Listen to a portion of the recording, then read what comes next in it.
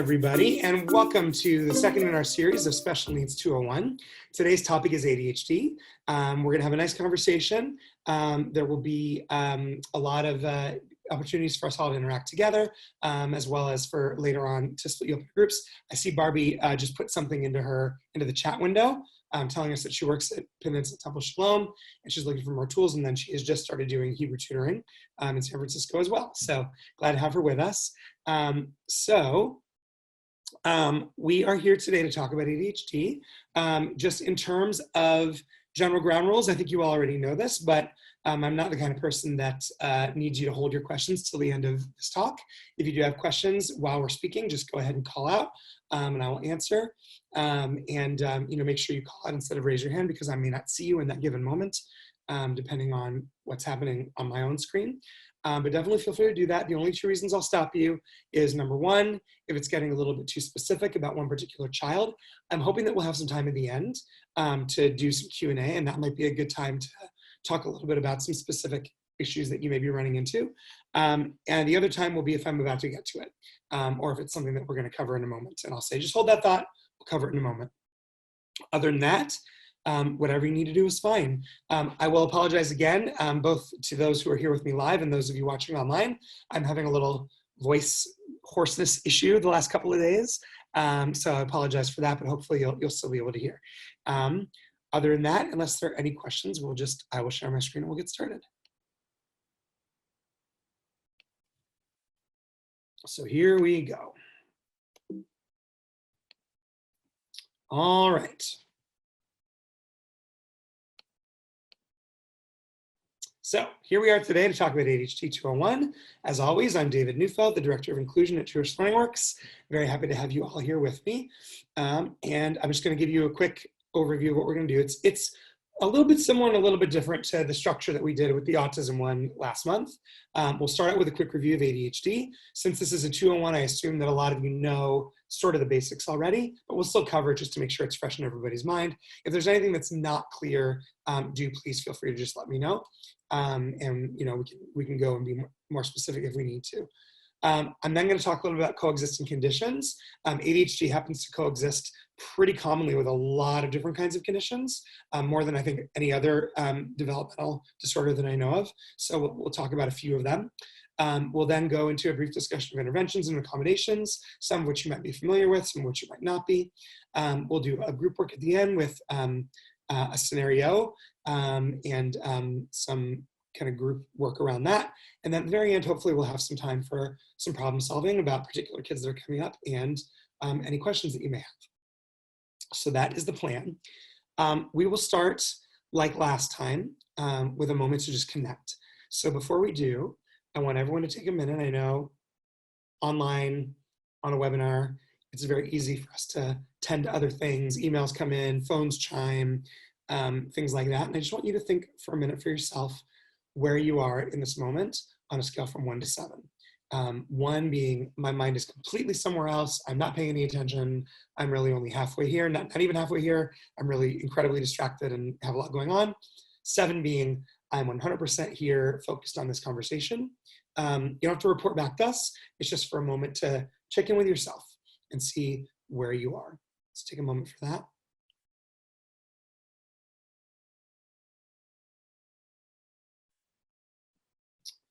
And I like to start these with quotes. Anybody, last time we did a kind of one from our Jewish liturgy. This time it's from one of our Jewish anarchist heroes, which is an interesting choice for an election day webinar. But anyway, would somebody like to read this quote by Emma Goldman to us? And then we can talk about why you think I might have chosen it for today. Anybody? I can read if you want. Great. No one has yet fully realized the wealth of sympathy, kindness, and generosity hidden in the soul of a child. The effort of every true education should be to unlock that treasure, to stimulate the child's impulses and call forth the best and noblest tendencies. So what do we think about that? Why that? Why today that? And what does this make you think about?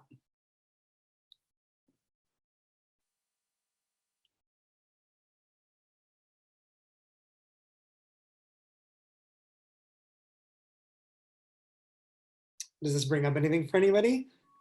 Yeah. Where are All situations children where we might miss Oh, that? No. All children are inherently good. There's Yeah. no bad kids or bad behavior. It's just like everybody has kind of issues, but there's something good inside everyone. So you have your job as a teacher is to figure out the strength, and work with that child to the best of his heart, Mm-hmm. Like stimulating the child's impulses. Yeah. And why do you think I might have picked that for today in particular? What as teachers or educators, whoever you are, what gets in the way of remembering sympathy, kindness, generosity inside a child's soul? When a kid is just starting to scream out during circle time, and kind of then everyone else starts And going then off. starts and- a chain reaction. Yeah, Mm-hmm. definitely those moments. Mm-hmm. Perhaps when the adult loses the control. Sometimes when the adult loses the control, yeah. And I think, we'll talk more about this as we go. I think around ADHD in particular, we often get kids who, are getting in trouble a lot, right? Of sort of the, disorders, challenges, disabilities, whatever you want to call them, that we talk about in this series. ADHD is the one that tends to have the most obvious externalizing components, because it's all about, the way that it's diagnosed, we'll talk about in a minute, is like, how much are you able to focus? How much do you need to move around? And are you doing both of those things, right? And so those kids who are calling out, acting out, moving around, being crazy, all of those things a lot of the time, I think, it's very easy to forget as a teacher who that kid actually is. And that underneath all of that is a kid like every other kid. Sympathy, kindness, generosity, and our job, as opposed to managing behaviors, right? Which is what I think we key into a lot. And for good reason, right? Sometimes it's necessary. We've got to be able to manage behaviors, but we don't want to do it to the detriment of actually thinking about what is interesting to the child, going inside and bringing out those best and noblest tendencies, right? So that's one of the reasons I picked this, is because I think of all the sort of types of kids that we talk about in these trainings and all the trainings I do in the community, whether it's here or in real life or whatever, these kids are like, often can be the most challenging, right? And are getting in trouble a lot, and the behavior gets in the way. And so I just kind of wanted us to have that in mind as we move through it. Any other thoughts about this quote? Okay. Okay, so on to our quick review. So you probably, some of you may know this already, but for those of you that don't know, it'll be new. For those of you that do, it'll just be a refresher. So there are actually three types of ADHD. There's type 1, which is the predominantly inattentive type. So what does that mean? There's also the predominantly hyperactive and impulsive type, and then there's the combined type. So these are the three different categories. So as you might imagine by looking at them, predominantly inattentive means that your biggest challenge is paying attention to what's going on, paying attention in class, focusing on your work, etc. It's not actually about the moving around hyperactivity. That's the second one, predominantly hyperactive or impulsive, where there might be challenges around impulse control. There might be challenges around keeping your body still. And then what I think is actually the most common type is the third one, which is combined, where we see a little bit of both. So if you're getting a diagnosis from a kid, it's really good to know which of those it is. Because if someone just says ADHD, that doesn't necessarily tell you which of these it is. And the way that you respond to someone who's predominantly inattentive and the things you put into place is different than the way that you respond to someone who's predominantly hyperactive and impulsive. And if you have a combination, you got to do a little bit of everything. So it's just good to know. They also sometimes call them type 1, type 2, type 3, but those are what they stand for. So there are three types. When they're diagnosed, symptoms have to be more frequent or severe compared to other children the same age. That's one thing. So I come back to this one a lot because a lot of the symptoms, as many of you here work with preschoolers, right? I'm hearing more and more about like young kids, 3, 4, 5-year-olds being diagnosed, maybe not 3, 4 and 5-year-olds being diagnosed with ADHD. It frustrates me a little bit. Technically, there's no prohibition against it in the DSM. There's not an age requirement. But I think we got to always think about these things in terms of the frequency and severity compared to other kids the same age, right? Because a lot of the symptoms of ADHD are the symptoms of being a 3 or a 4 or a 5-year-old child, right? Oh, another thing I forgot to say at the outset, I will send these slides out to you after this, so don't feel like you have to write everything down, just in case anybody was. I will send that. So that's one thing, right? All kids are sometimes inattentive, are sometimes hyperactive and impulsive, and are sometimes both, right? Some of the time, right? Adults are like that some of the time. Where we start to think about, is there something deeper going on? Is it happening all the time or most of the time? And when it happens, is it really severe and does it look different than everybody else, right? Is this kid head and shoulders really above the other 4-year-olds around here in terms of their ability to function in the classroom? Severe difficulties in 2 or more areas of life. So meaning it could be school and home, it could be different classrooms. It could be, soccer practice and, music, but things are okay at school. So the idea is that it's not limited necessarily to one environment, right? That there's multiple places where this stuff comes up. Because if it's limited to one environment, it might actually be more about the environment than about that kid, right? So that's one thing we think about. And it's got to be present for at least 6 months, not something that comes and goes, that could be tied to something happening in the child's home life, that could be tied to these couple of weeks he didn't get enough sleep, or she was not eating enough, or who knows what, right? Or they were just in like a weird mood for a week, right? It's got to really be persistent. So that's what we do when we think about these things.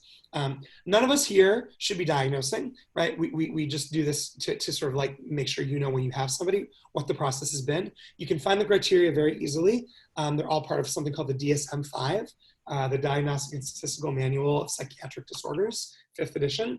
If you Google it, you'll be able to find the criteria really easily. So you know what people who do diagnose are looking at. Last thing, it's not an excuse for parents or teachers who have difficulty managing a child. This is a thing that I think was happening a lot, especially many years ago. I think it was Rachel who said, I feel like it's been overdiagnosed. And I think in some cases that has been the case.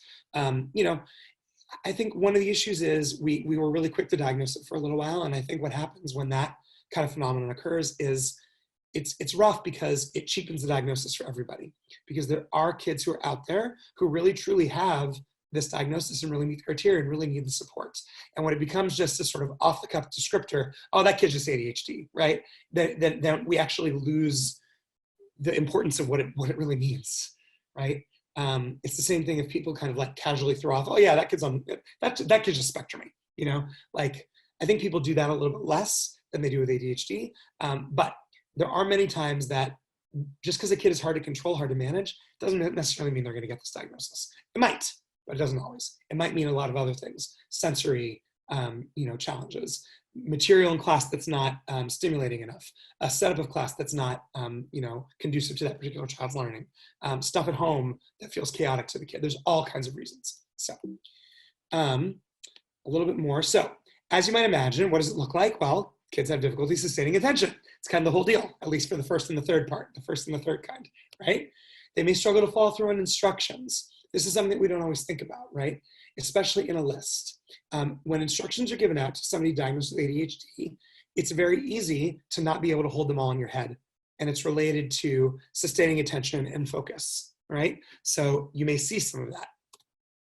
Kids may have difficulty getting themselves organized, organizing tasks and activities, getting all set up to do their assignments. That has also to do with something called executive functioning, which we'll talk about in a few minutes, but where that's just sort of how do we establish ourselves in our workspace to get ready to do what we need to do. What did you all do to get yourself ready for this webinar today? What did I do, for that a little bit before you all got here to make sure that I had everything set up how I needed it to be, getting organized, ready to go. Kids with ADHD often have trouble with that. And then kids may display excessive talking, fidgeting, or an inability to remain seated in appropriate situations. So these are the things that it looks like, right? Now, any questions about any of that before I move on? That's fairly basic stuff, right? We all know this. Okay, so here's where it gets a little bit interesting. So ADHD coexists with a lot of different things. And as I said in the beginning, it coexists with, I think, more other kinds of challenges than any other of these disorders diagnoses that I know of. It often coexists with executive functioning challenges. Anybody out there heard of executive functioning before? Yeah? Somebody give us just a real quick thumbnail sketch summary. What is executive functioning in your mind? Could be right, could be wrong, doesn't matter. Knowing how to brush your teeth, having a routine around getting ready in the morning, getting into the car to go to school. Yep, that's one thing. Anything else? For a older student, organizing their work and keeping it in order and knowing where things are. Yes, exactly. So I think of it in a couple ways. I think of executive functioning, there's sort of two main ways. Oh, somebody put something in the chat box. Oh, okay, never mind, we're good. All right, so I think one way that is maybe helpful to think of the executive functioning is the conductor in your brain, right? A conductor of an orchestra. You've got a bunch of instruments that all could play beautifully on their own, right? But if you let them go and there's not the music on the page to guide them and a conductor helping it to stay organized, it's going to be a cacophonous mess. No one's going to want to listen to it. It's going to sound terrible, disjointed, and possibly like painful to the ears, right? You need the conductor as well as the music, right? Which is also kind of a conductor. It's giving you the path, right? So you know what to do to organize everything, help all the different pieces coordinate together. So that's when it comes to brushing your teeth in the morning, leaving the house. What do I have to do? I've got to get my backpack, make sure my lunch is inside. I've got to get my water bottle out of the refrigerator, something that my children often forget to do, right? I need to make sure my shoes are on. Did I brush my teeth, right? Do I have whatever I need for the day? You're getting yourself ready. As Gidel mentioned, getting ready for an assignment, getting organized, putting out the textbook, having your notes, your outline, whatever you're going to work from, right? Your practice set, your problem set, having all that. So the conductor helps it all work together. Another way that I think of it is air traffic control.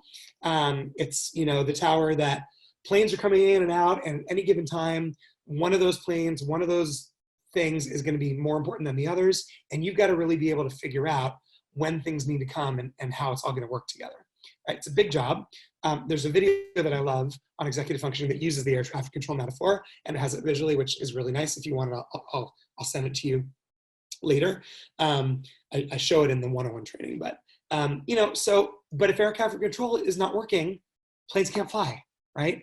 They're going to crash into each other. People are going to be sitting on the runway for hours and hours and hours, or pilots are going to have to circle or be rerouted. It's things break down. So that's another way you can think of it. So we often see a very strong connection between ADHD and executive functioning challenges, that with the getting organized. Also with disruptive behavior disorders. Two main ones that we talk about, especially in general and especially in regards to ADHD. The first one is oppositional defiant disorder. Anybody heard of that? Some of us.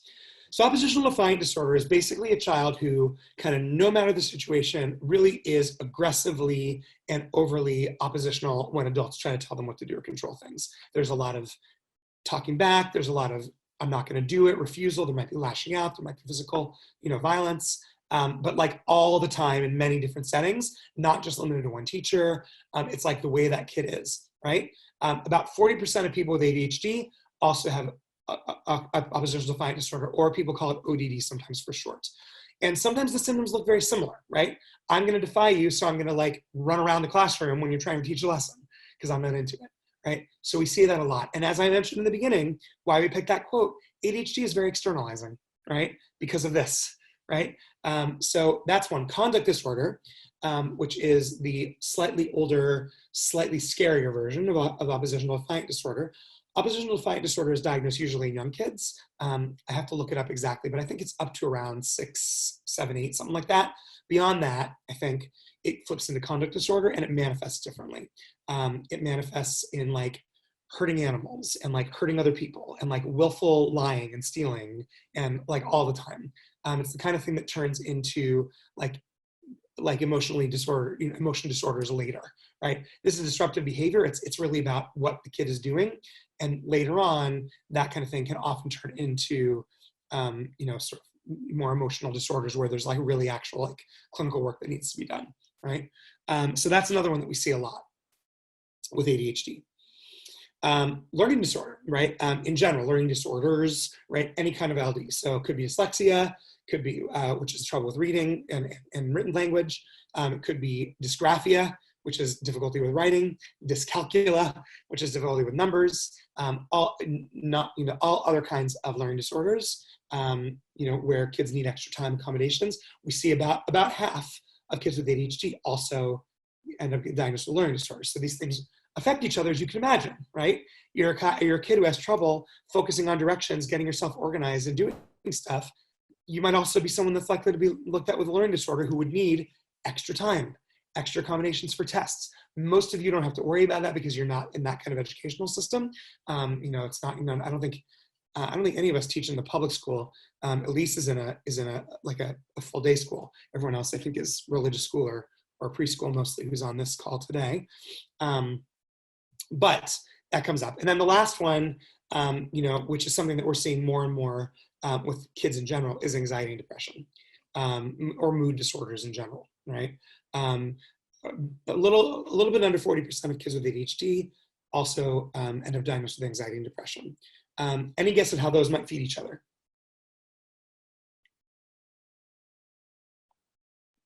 Well, if you're constantly getting in trouble in class and you're looked at as the troublemaker, that I think would just breed more anxiety in the child, because then they feel like, oh, maybe they're not sure if what I'm doing is wrong. No one wants to be around me. My teacher's always reprimanding. So I think it's just this constant revolving door that would cause anxiety and depression for anyone.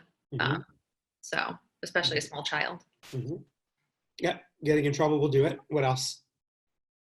I think any kind of impulse control problems feel really uncomfortable. It's just uncomfortable to feel like you can't regulate your own behavior. Yeah, in my experience, nobody wants to be a kid that's out of control. Kids don't like to feel that way. Nobody likes to feel that way. Kids don't want to be that kid that everyone is like moving away from and mad at all the time, right? And that can, when you have a lot of these demonstrative behaviors, it can lead to social problems. Some of our kids with ADHD are the most popular kids in class because they're funny, right? And maybe they're athletic because they're so physical, many of them, right? Not all of them, but lots. But there is also that kind, and you see it starting with young kids before anyone can really articulate it. I don't want to be your friend. Someone comes over to talk to you and you like walk away right away because that person might hit you or kick you or do something, right? My own daughter in third grade, this is not an ADHD thing, but just she is really frustrated with the people at her table because they just talk a lot and their table is constantly getting in trouble, and they all, and she is like always trying to she's like not ADHD, she's like very easy student, and she's kind of always trying to get people to be quiet, but that really bothers her. And it makes her not like it, and she came home the other day and was like, I got moved to a new table with all boys and they're all loud, and it's hard. She doesn't like that, so we see that kind of dynamic, if it persists for a long time and the kids aren't getting, good friendships elsewhere, it can lead to that kind of stuff. Also, I would say, kids with ADHD are often like not succeeding in their assignments, right? Because they're not having the right supports. Failing all the time doesn't feel good to anybody either. You end up thinking you're stupid. You end up thinking I can't do this, right? So many adults have talked about being diagnosed with ADHD and how it was just this vicious cycle where they couldn't do it. It led people to like assume they couldn't do it, and they got less and less important. It just kind of kept going and going and going. So that's why. Any other thoughts about this?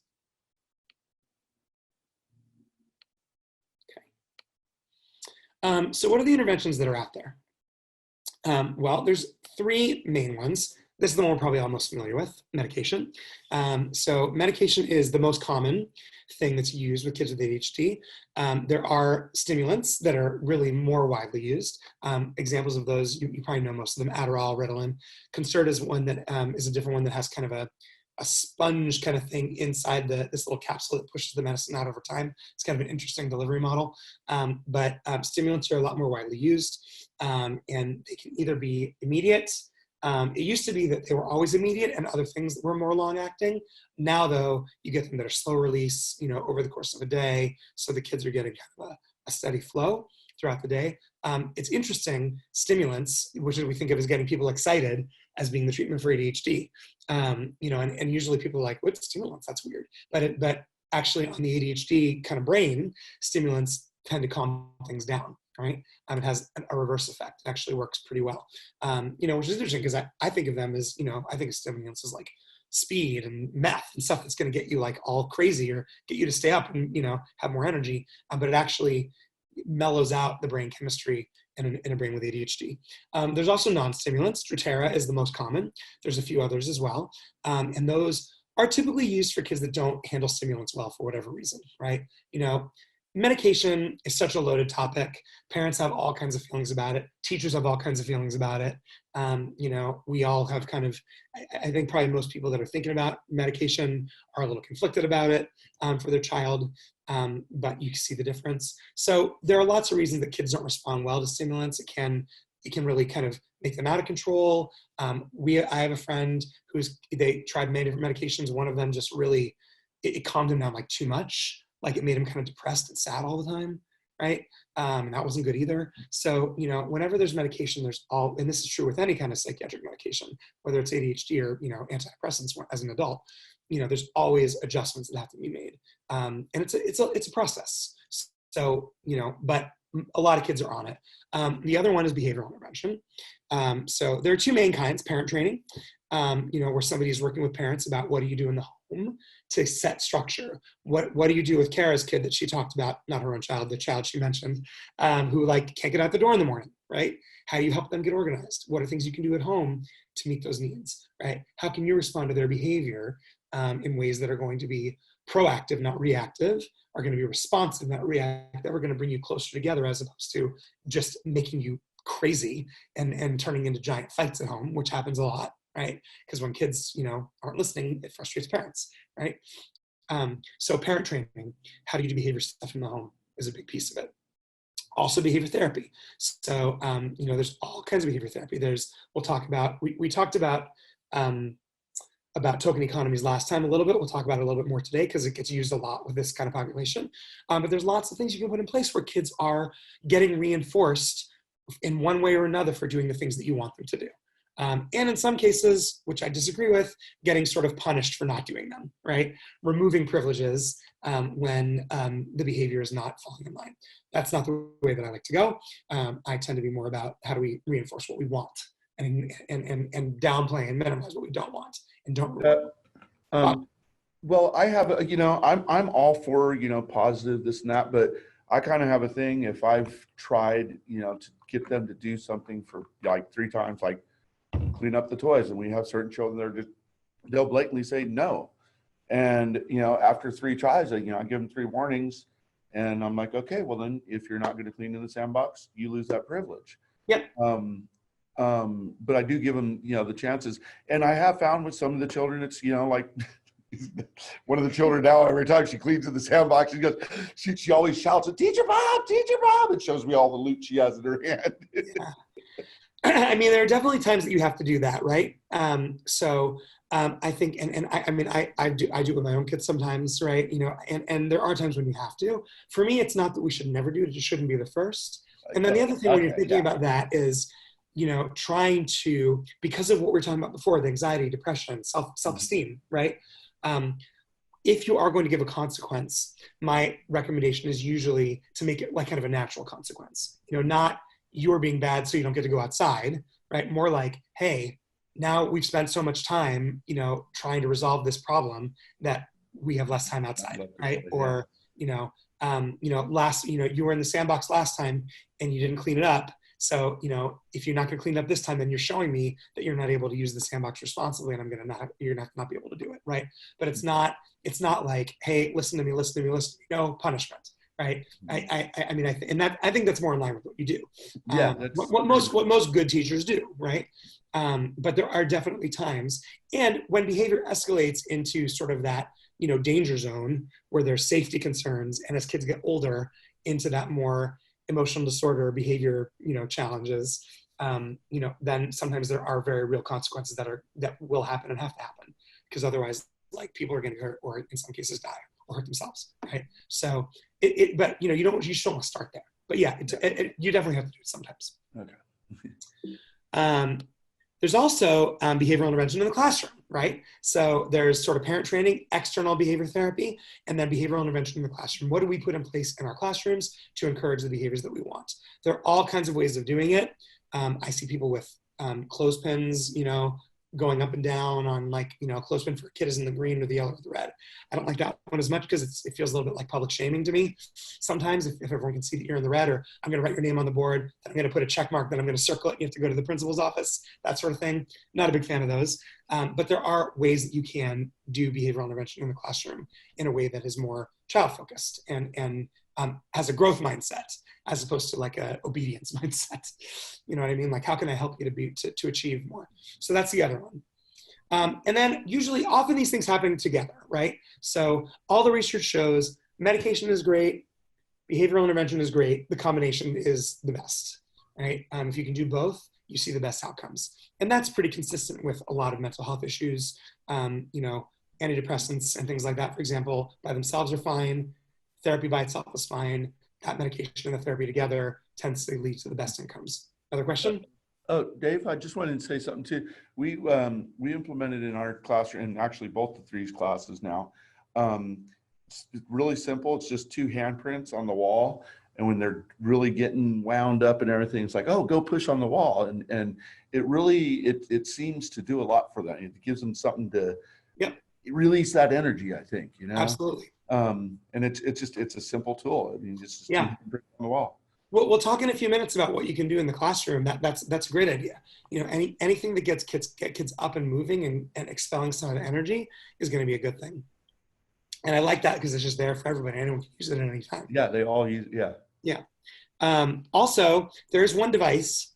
It's not in super wide use, but there's one device that's been FDA approved for ADHD. It's called the Monarch ETNS, which I think means external thyro something nerve stimulation. It's a long medical name, but it's basically sort of like some little like light electrodes that like give like electrical stimulation to like a certain part of your brain from the outside. Implant? What? This is a brain implant? It's not an implant, it's external. Okay. So it's like almost like a. So it's like it's something like where you put, you know, sensors or little things on a kid's brain and on a kid's head in certain spots, and you do a little bit of light stimulation, and it's supposed to sort of like, you know, get those parts of the brain working and coordinating better. But it's not an implant, it's on the outside. Is this something that, like, let's say a child has this device, is this something they would be wearing all the time, or is it something where like you go in for a session? Good question. I think it's going for a session. I think it's like limited, you know, it's like, it's sort of like the like kinder, gentler, kid-friendly version of electroshock therapy, Yeah. right? But it's not shocks. It's electrical stimulation, but you don't do that all the time. I think you go in for a session for, you know, you have it on you for 10 or 15 minutes, a few times a week, and you see it. It's relatively new. It's not that widely used, but I thought it was interesting, so I put it on here, right? So if you ever come across the Monarch ETN. We'll know what it is now. Yeah. Okay, so what do we do in the class? Well, there's a number of things that we do, right? Organizing and routinizing the classwork. And we talk about this with other challenges as well. With autism, this helps a lot, right? With kids that need a little bit more knowing what's coming, right? Mm-hmm. But this helps with ADHD kids a ton, right? Kids with ADHD a lot, because it lets them know what's coming, and routines are dependable, right? So it's structure that's coming on you from the outside if you have, or for whatever reason, difficulty putting it on yourself from the inside. Really helpful. 2 great ways of doing it are clear and consistent rules and expectations. So many places do classroom briefs or classroom contracts, right? You know, and referring to them and talking about them, having things in place so kids know here's what we expect, and here's what will happen. You know, here's what will happen if things are not working, right? Here's the steps we'll go through, and predictability, visual schedules, which we talked about with autism too a month ago, right? Because it helps with them a lot as well. When you have a schedule on the board, where in words or in pictures for kids who don't read, they can see what's coming when, especially in a place like religious school where it's different all the time. You know, today we're making challah, you know, this time we're doing a Hanukkah project, today we have music, right? Preschool, that happens a lot too, things are always changing. You know, but so whatever you can do to have a visual representation will help with that organization. And priming, which is warnings, not warnings like bad things are coming, you're about to get in trouble, but like, here's what we're doing, everybody, in 5 minutes, it's going to be time to clean up, and, you know, put your toys down, and go wash your hands for snack. Okay, everybody, 3 minutes, put your toys down, go wash your hands, go to snack. 1 minute, right? It's like that, right? So that helps with kids with ADHD too, as you might expect, right? If you have trouble getting organized, that's a very helpful tool. Repeating directions and checking for understanding. So that goes back to that. We tend often to give directions in a long list, but you repeat them and you check. Are you with me? What did you hear? What's coming next? And then, right? Related to that is also, if you're going to start if you have a formal lesson plan, you give sort of the why and the how as well as the what. You're going to not only talk about what you're going to do, but how you're going to do it and why, right? As just a way in so that it all makes sense. And then you're continually checking for understanding, right? So that you make sure they're with you. You can also write them down, right? Put them up on the board, or have them, for some kids who might need it, on their own individual piece of paper on their desk. You can have it written out or have them write it down, from the board as you write it, so they have it there, right? And then go back and see. Don't have to hold it in their minds, right? That's a good thing. Also, and this is related to what you just said, Bob, allowing for physical activity and breaks during lessons. In preschool, it's relatively easily done. Kids are up and running around all the time anyway. As kids get older, we often tend to forget that it's not only 4-year-olds that need to run around. Everybody needs to run around and move and be physically active. I've been in so many religious school classrooms, even now, where it's like I will be there for an hour and a half and in 3 different classes, and they're all at the table the whole time, doing some group project at the table, being read to at the table, thinking about something at the table. Maybe there's a hafsakah, recess break in the middle, maybe there's not, right? I was at one school, they had literally like a 3 to 4 minute break. I was like, over the course of a 2-hour Thursday afternoon class, I was like, that is not gonna fly, right? So I think that we often underestimate how important that actually is. It's important for everybody. For kids with ADHD, especially that hyperactive type or the combined type, it's even more, because you've got to move to learn. It's really hard to learn sitting still if you have ADHD, right? So we use all kinds of things like fidgets, wiggle cushions, Temple Sinai's handprints, wrapping therabands around the legs of a chair so kids can kick and feel that resistance. Wobble stools are being used a lot, even in elementary school, right? Where they're sort of like these stools that are on this wobbly base, and they're like fidgets, but for bigger kids. Not fidgets, wiggle cushions, but for bigger kids, right? All of those things are going to help. And breaks, right? So either having breaks in place for everybody or giving kids the options of taking a break. I often recommend giving out break cards where every kid gets maybe 2 or 3 break cards for the course of a lesson. It's good for, say, 3 or 4 minutes of a break, which could be at your desk doodling, could be over there looking at a book. If you're in a place and with a child where it's okay, letting them take a little walk around the grounds, right? But going back to before, the expectations have to be in place that you have 3 or 4 minutes or whatever it is. And if you're not back by the end of that time, that's fine. But then you lost your second break card because you used it. Right. So, but I think when you do that, it gives kids the opportunity to take breaks themselves, especially if you have trouble building it in. But mostly it's great to build it in. It benefits everybody. Right. And then token economies, which I'll talk a little bit more about. Any other accommodations that any of you have used or seen be really successful that come to mind in this discussion? I'd say being organized and having a routine and making sure there's as much predictability as possible. I find that really helps, because even this morning, the child I work with, every day drop off is great. And today they showed up earlier and she sat with her father for longer than usual. And then that kind of really threw off, I'd say, most of the morning. So it was kind of interesting to see just like that one little shift in the routine and what effect it had on her for a period of time afterwards. So I'd say that. Okay. Anything else? Accommodations you've used? We all have knowledge here. Well, like you're saying, we used, I think most of our class, we used like, the visual calendar for the day, and like in one of the classes, we have it on Velcro. So, if we have music that day, you slip that into its slot. You can still move the others over. So it's not this permanent schedule, it really does help with them being able to look, and they really dig it too. They look up, oh, we have music today, or, what have not. And for me personally, list, I was never diagnosed with ADHD, but when I was taking classes for early childhood education, going over a lot of the symptoms, I was like, I had like 18 of the 22 symptoms. Yeah. List for me, if I don't have a list, I'm lost. I'm like absolutely lost. Just so I think that kind of falls under the the repeating directions and checking for understanding. That's my list. I think that sometimes even if you do all of these things right, sometimes it can just fall apart, like during meeting time if everyone's just wiggling around. So just like being flexible and being like, all right, well, I can see you guys are ready to move. Let's go do something else, or like redirect. Mhm. Yep, definitely. Yeah, I don't know if that would be part, but one of the strategies that work with one child, that's the other way around, to help that child settle and stay more like 1 minute at an activity, is to put a visual timer for 5 minutes and say you have to stay at this table and do that for 5 minutes, and just visually seeing the timer and holding it. And that really helped that child to stay at one activity instead of bouncing all the time around the walls. Just Great. the Excellent visual, ideas. tool of the timer worked very well. Excellent ideas, all of these. And yeah, it's not a one size fits all. It's very dependent on the kid, right? What works well for one kid may not work well for another. So it's about trying different things. And mostly it's about being open to that quote from before, the underlying, goodness and things like that that's inside, and figuring out what's the thing that I can do that removes the barriers to let that come out.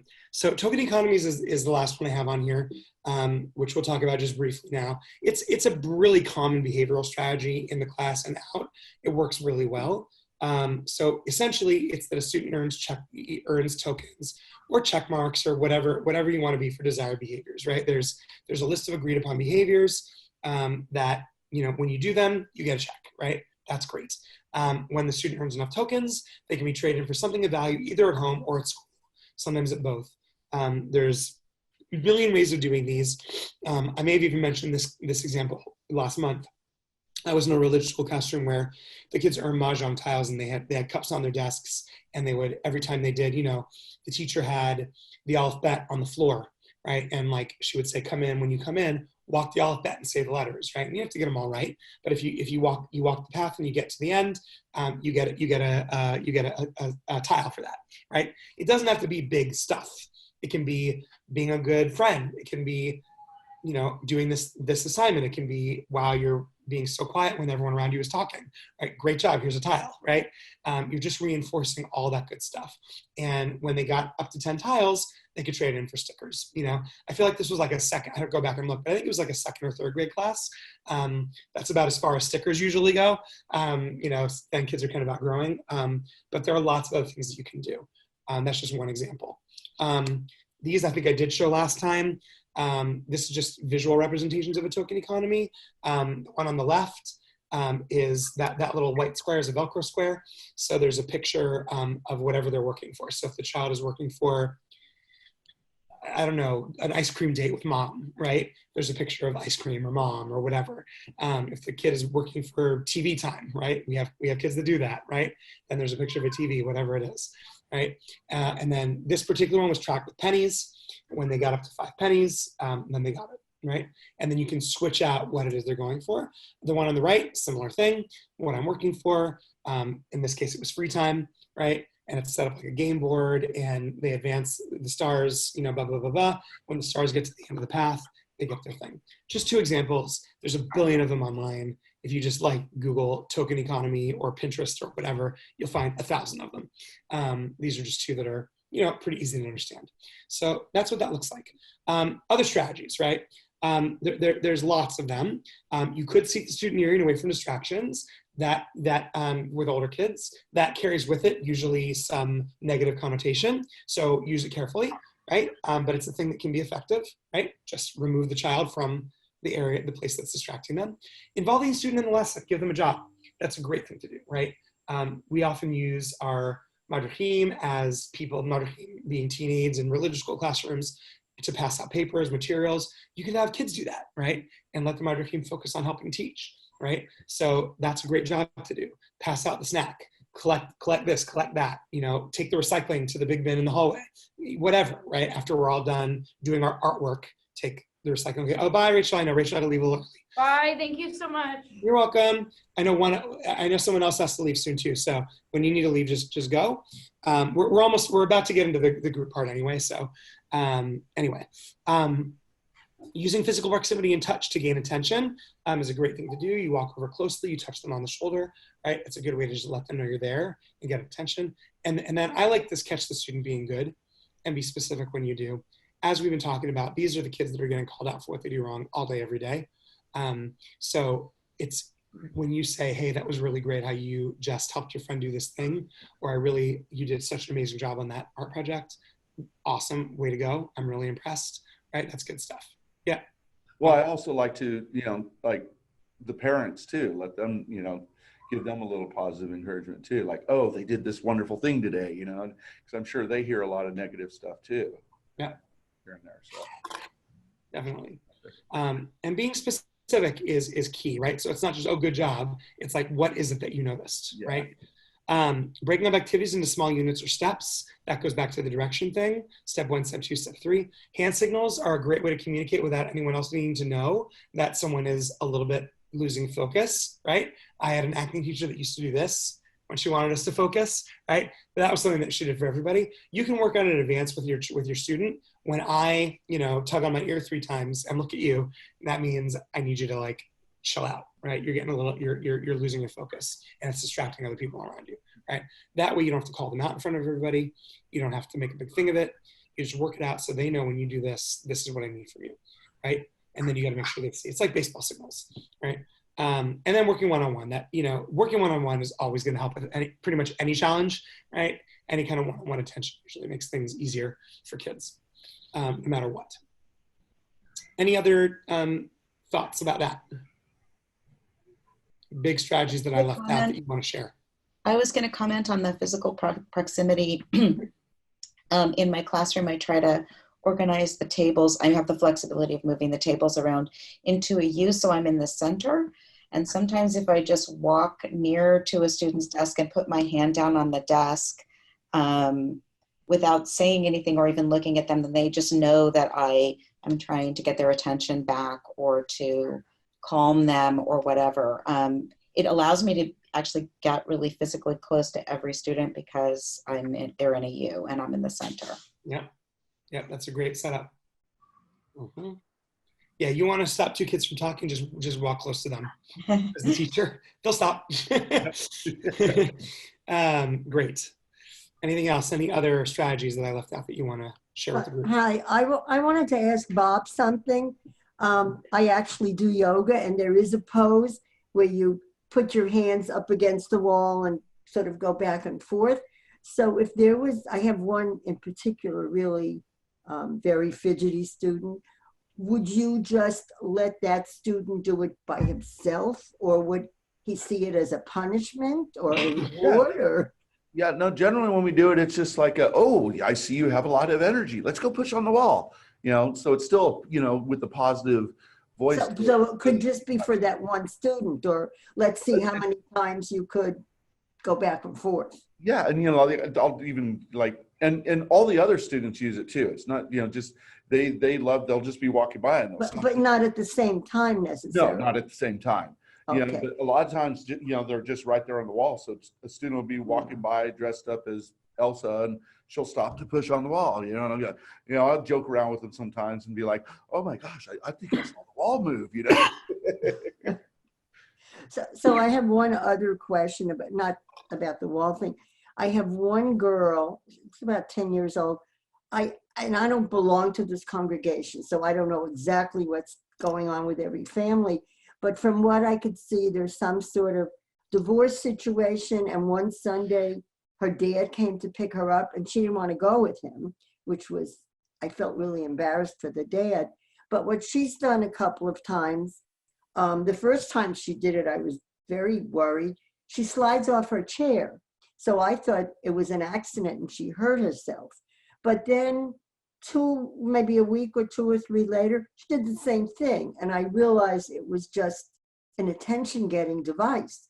So do I look and see and say, what happened? Or should I just ignore her? Or I don't know. I'm not sure how to handle that. Yeah, so, I think, sorry, say the last part of that one more time. Well, she slides off her chair, but I'm realizing now it's intentional. Yeah. And it's a way of getting attention. So I would think of it less as a way of getting attention and more that she's telling you something, which is that in that moment she needs to move around, right? So, if you're sliding around, that's telling me that maybe we've been sitting in the chair too long. Let's see what happens if we go do this lesson outside, right? Or let's see what happens if we go do it standing, right? Like that. Because, you know, she's probably not, we often go to the trying to get attention place. I think usually it's more about whatever's going on for that kid underneath. And that's what she might be telling you. So, you know, to find those ways, let's move, or is this not interesting? Maybe this isn't interesting to you. Let's try something else. Or if we have to keep going with this because this is important for today, for whatever reason, let's see what happens if we, you know, just go do it on our feet, right? Because I don't want you slipping off the chair and sliding around. Like it's not fun, you know. You can be kind of, you know, funny with it. So that's where I would go with it. Okay, thanks. Okay, so I want to move us in a group because I know I think Gittel has to leave in about 10 or 15 minutes.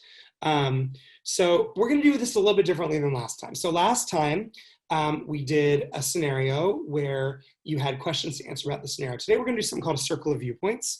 It comes from a website about making learning visible. I have the link on a later slide. But we're going to take a scenario and then we're going to split up. I was going to do 4 groups originally, but we're missing a bunch of people, so I'm going to bring it back to 3. And we're going to each be assigned a different viewpoint, right? And I'll explain more after we read this. So here's the scenario we're going to use. I know it's a little bit long, but somebody read that for us, or at least the first paragraph. Isaac is 8 years old and diagnosed with ADHD, type 3 combined. He often appears distracted and fidgety in class and spends most of his time making jokes and chatting with his friends. He has trouble following instructions, and by the time he has finished organizing himself and his things to take on a class assignment, the allotted time has often passed. Sound like any students you know? Yeah. You want to keep going or someone else want to take over? Yeah, sure. I'm good. His parents report that at home, things are not much better. His homework is often unfinished, and they describe homework time as a nightmare. Medication seems to help, but they are conflicted about giving it to him and sometimes let him have a medication break on weekends. Isaac has expressed that he hates going to school because he always gets in trouble and everyone thinks of him as a bad kid. Oh. Right. Yeah. So this, you know, this is not based on a kid I know. This is just, you know, a composite of lots of things that we see with these kids. So this is the scenario that we're going to use. Now I'm going to put a link in the chat box to a Google Doc that has it written out for you, so you won't have to remember it. So we're going to break up. Group 4 is going to be Choose Your Own Adventure, so there will be no Group 4. So we're going to break up in a moment into these 3 different groups. Group 1 is going to take the viewpoint of the teacher, right? And there are a few questions you'll answer, which are on the next slide. Group 2 is going to take the viewpoint of the parent, one of the parent, both the parents, whatever, in the story. And Group 3 is going to take the perspective, the viewpoint of Isaac. VisibleThinkingPZ.org is the website that I got this from. So when I send you the slides, you'll have that. And ignore Group 4. So here's what you're going to do within your groups. When I split you up, you're going to basically do sort of these 3 things. And it's not that you don't have to take turns answering these things. It's that as a group, this is what you're discussing. So we're going to first review, I'm taking the viewpoint of blank, the parents, the child, or the teacher, just so we all are on the same page. I am most concerned about, and then you describe Isaac's ADHD from your viewpoint. So if you're the parent, from the point of view of the parent, you're taking on that character. What's most concerning to me about? What am I most worried about, right? What are my fears? If I'm the teacher, what am I most worried about, right? With this behavior. If I'm Isaac, what am I most worried about, right?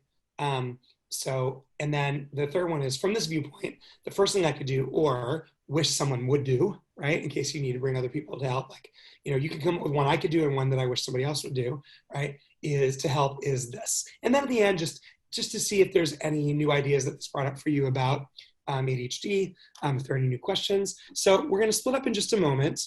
I'm going to stop sharing my screen so I can divide you. And I'm going to, before I do that, I'm going to put the link to the Google Doc into the chat box. So you're all about to see it. And when you click on it, it will open up a Google Doc that you should all have access to that's got the story, it's got the perspectives, and it's got the skeleton script. So you'll see it, you go back and refer to that as a guide. So are there any questions about how this is going to work? Okay, those of you that were here last time, as you know, I'm going to split you up into these 3 groups. I think I might actually just do it, I'm going to just do it in the order that people are here. So we have 8 of you. So I'm going to sort you into 3 groups. So there'll be 2 or 3 in each.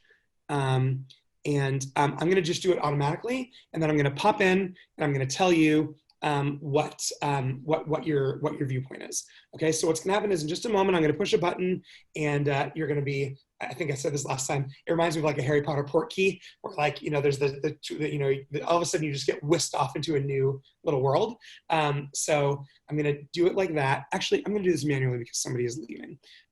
So into breakout room number 1, I am going to put, and I'm just going to sort of do this. I'm going to put Barbie and Bob and Rebecca, and you guys, I'm going to rename you, are going to be the parent group. Is that what I said group 1 was? Teacher group. Teacher, okay. Breakout room 2 is going to be Christine and Kara and Giddle. And then, Giddle, if you have to go before you guys are done, that's fine. And you will be the parent room. And then 3 is going to be Harry and Elise, and you're going to be the kid room. Okay, Isaac. All right, so that's what's going to be. I'm going to hit open all rooms. You're going to get whisked off and talk to each other, and then I'll bring you back in probably about 5 or 6 minutes. Okay. All right, welcome back, everybody. Hopefully you had a good conversation. So just sort of quickly, who would like to share kind of broad strokes of what you talked about in your group? And then we'll go to Q&A.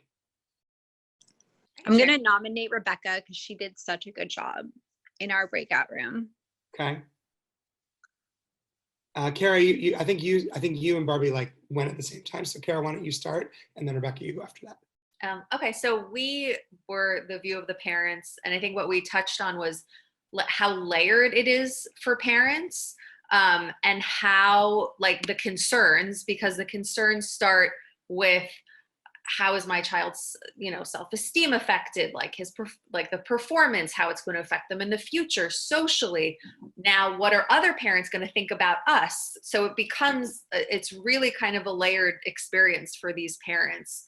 And we also talked about how, like, at least I was saying in my experience, I think sometimes we focus so much on like stopping a behavior, where it's like, in this instance, it's really about how we facilitate it, how we channel this behavior. And so like, as a parent, I would want to like understand how to advocate for my child. Christina was talking about that, about like the importance of being an advocate, but then also for the teachers or their support, be able to help the child channel some of their behaviors or kind of what's going on in the classroom. So that was a little bit that we're able to talk about. Yeah, it is very layered, very complex, and there's all different moving parts. As I think especially for parents when it's their community too. Yeah, and the concern for the child, obviously, right? Okay, Rebecca, what about your group? Since you were nominated. I was nominated. So we were the teacher,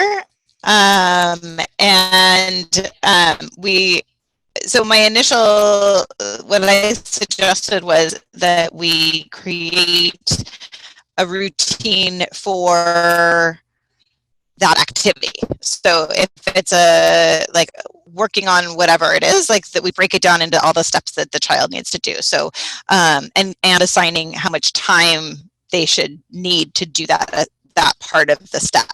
So if it's like taking out your pen and your paper and your workbook or whatever, that should take 1 minute. And so they have a little 1 minute timer at their space and can time themselves doing that. And then they have the next checklist and it says, okay, review the assignment. What is it that you're supposed to be doing? That should take 3 minutes. And so they get to reread the assignment. They get to ask the teacher any questions that they have.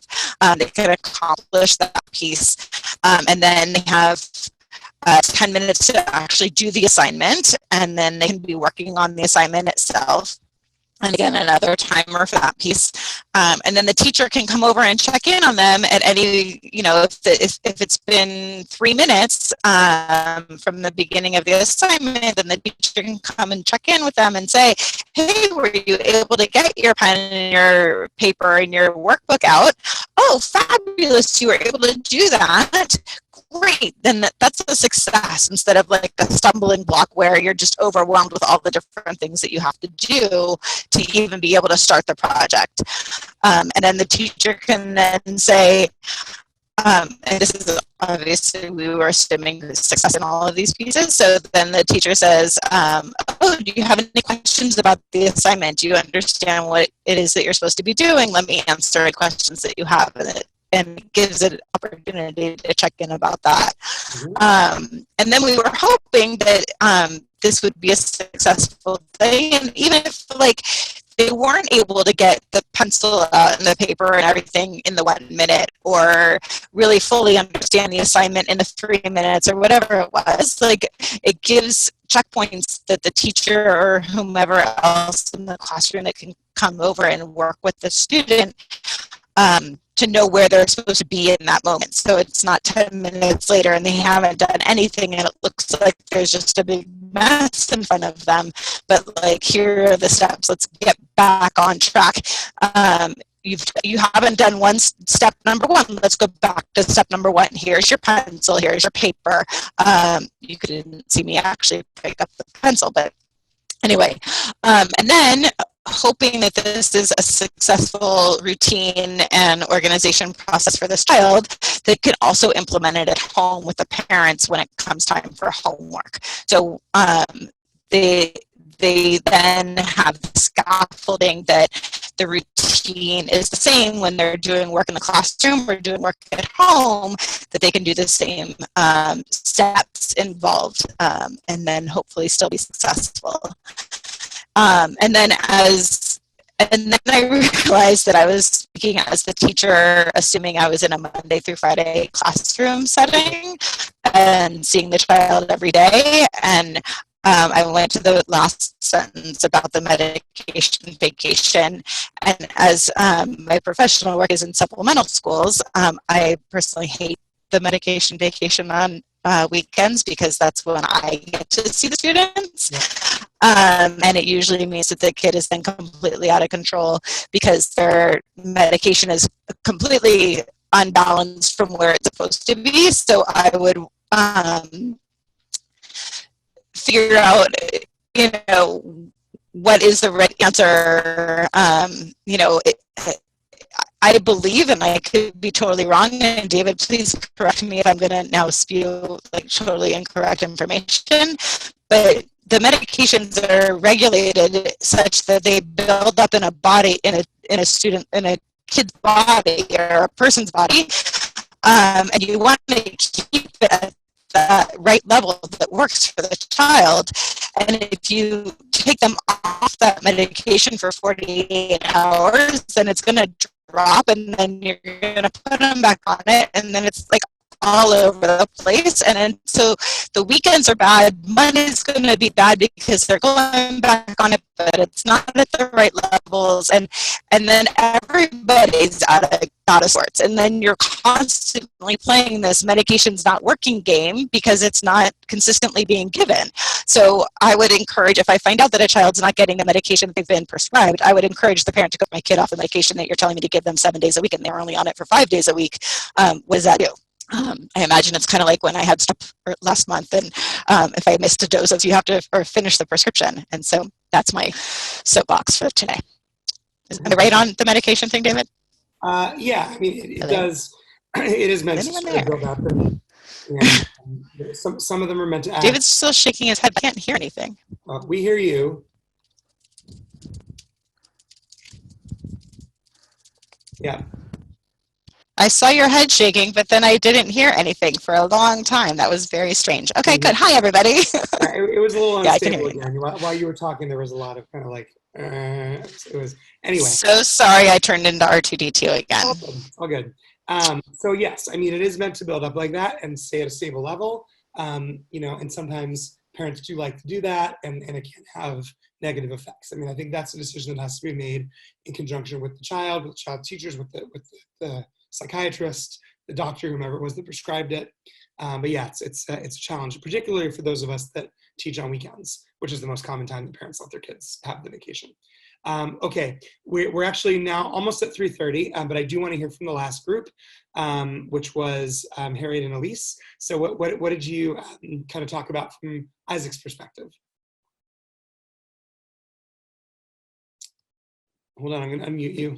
The children we see, they can't really control it. And I don't think they're so worried about the other children not getting enough of the lesson, or they're just doing what they need to do. They really can't control it. But the downside is I think they will worry if the other children ostracize them, or if the teacher in any way infers that this student is a bad person. So I think part of it is image. And we were trying to walk through, I've used certain games where they have flashcards and they're learning how to read Hebrew, and they're also running, and it's sort of a contest. So I think if you have and I love Bob's idea about pushing against the wall. So I think if you have a kid like this, if you can incorporate the learning process with some physical activity, it may make it easier for the kids. I don't know, Elise. Mm-hmm. Yeah, I mean, I think that's right. You know, whenever you do that, it helps. And I think for teachers to understand that kids can't control it, they're not trying to be a pain in your butt. They're not trying to be a jerk. You know, it's just their brain chemistry is such that it's really hard to do the things that most teachers want them to do. And to be able to find the heart space to remember that, I think is like half the battle here. Because then when you do that, you're able to go back to, oh, right, this is a kid who's got a lot to offer and a lot of things that I like about them, even though some of the external behaviors are challenging for me. And, you know, that gets us back into like a helping place and a place of caring, as opposed to like oh, I got to see this kid again. What am I going to do? You know, and then we communicate a lot, either, you know, verbally, non-verbally, implicitly, explicitly, about how we feel about that kid and what they're doing. And then that can get internalized. And then you see anxiety and depression in these kiddos. Okay, so we are pretty much at time here. I will do what I did last time, which is if anyone needs to go, that is totally fine. If anybody would like to stay and ask a couple of questions, that is fine as well.